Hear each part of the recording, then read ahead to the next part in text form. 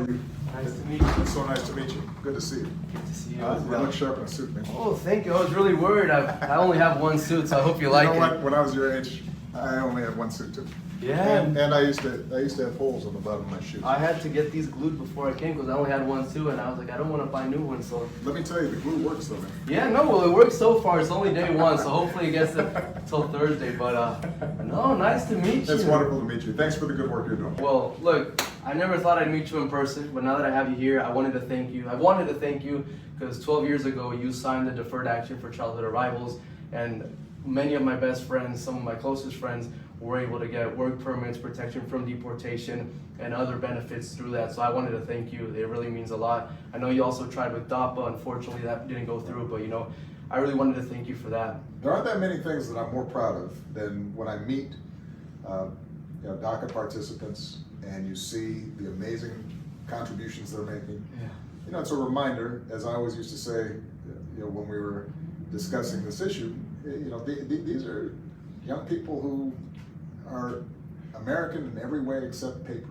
Yeah. And they've grown up here, they went to school here, and they've made remarkable contributions in so many fields. And so the question now is how do we make sure that we build on that progress? Hey, well, that was exactly what I was going to ask you because you know it better than anyone, right? It's been 12 years of uncertainty, up and downs, battle in the courts. Right. And so what I really want to know is how can you help? How can I help? How can anyone who cares about this issue help to ensure that we find a permanent solution for not only DACA recipients, but their parents as well and all the other millions of immigrants who I interact with on a daily basis, who have been here for decades in many cases, working, paying taxes, contributing. What can we do together as a team, all of us Right. who care about this to, finally get something Well, look, priority number one is you have to have a president who believes that we are a nation of laws and we're a nation of immigrants. Because if we don't have a White House that's behind us,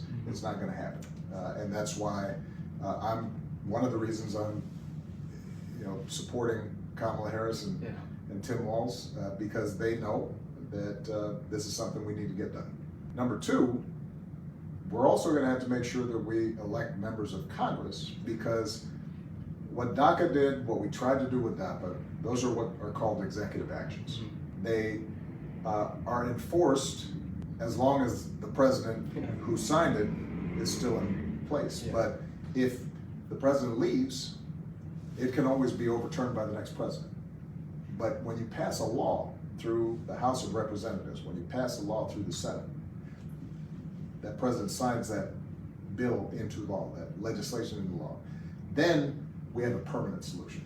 And so our job now is to mobilize voters to make sure that not only we have somebody in the White House, but that we also have a Congress that is going to fix our immigration system once and for all. That's going to make sure that we have legal entry, but also recognizes that we have people who are already living here, who are making contribution, and give them a pathway to citizenship. This has been something that we've been talking about for a couple of decades now. Yeah, it has. It's something that was done by conservative Republicans like Ronald Reagan.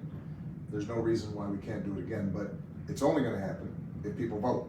Exactly. And so, folks who are listening, if you really want to help solve this problem together with Carlos and me and others, go to iwillvote.com. iwillvote.com. Make sure you are registered and make sure you vote on election day. No, well, I'm glad you said that because a lot of times people get frustrated. They say, why didn't the president do this and that? And I remind people the case of DAPA is a great example. You try to do something for those parents and it got blocked in the courts. And at the end of the day, what we need is a long-term solution. So Exactly. I'm very optimistic. You can never lose hope, right? I'm the hope and change guy. Exactly. So, we got to keep that up. But I think something good can happen. And when we unite, we can achieve it. So thank you for your message. And let's keep building for a better future. Thank you. Proud of you. No. Thank you. Keep it up.